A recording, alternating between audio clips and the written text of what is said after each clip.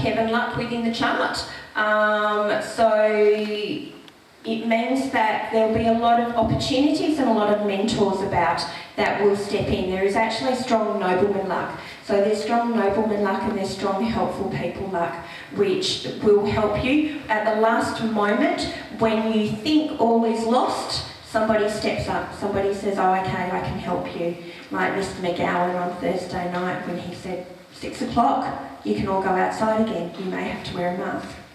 But you need to be focused at the task on hand, and it is very important to not be greedy. Oxes generally aren't greedy, so it is very much a steadfast approach. I do think the young will once again find it hardest this year. The older people will actually cope much easily with the year.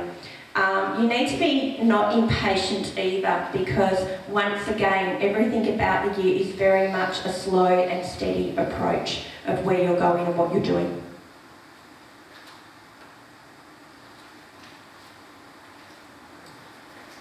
The order today is we're going to do flying stars first, and then we'll do Chinese astrology, and then I will actually explain the aspects of the world. I think it's very important that you get your flying stars correct within your home. Flying stars work like your footsteps. So when we look at a home, we want to activate and spend as much time as possible in all the positive sectors. So even though it does seem like it's all doom and gloom, out of 9 flying stars, half of them are positive and half of them are negative. So it's a matter of being mindful, and often simply it's a matter of just changing rooms. Like my house, we change rooms all the time. My office goes from one room in the house to the next from year to year, so that from a business point of view, I'm always working in the most favourable direction. The colours of my children's bedrooms and bedspreads changes every year depending on the flying stars, so that they can go into the energy. My son moved out the other day, so I've been really lucky up until now that all 3 of my children are still home. Lucky, I suppose, in some aspects.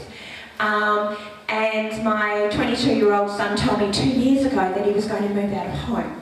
And at the time I said, oh, okay, sweetie, if you really want to, it's a waste of money when you can stay home with mummy a little bit longer. No, I want to move out. And I'm like, okay.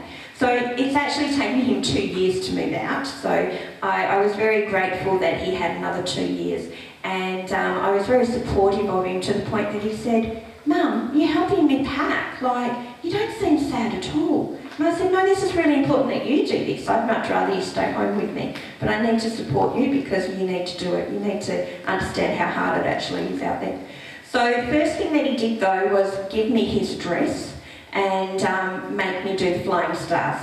And within a day I was invited to visit to make sure that his bed direction was in the right direction and his desk was in the right direction, and he had all these colours right in his room. So I thought, I think he's not paying attention to what I do at all, but in fact he actually is. He wouldn't even move out of home without having all the elements in place for him. So it is very important. It makes a huge difference knowing your flying stars and how to work with them.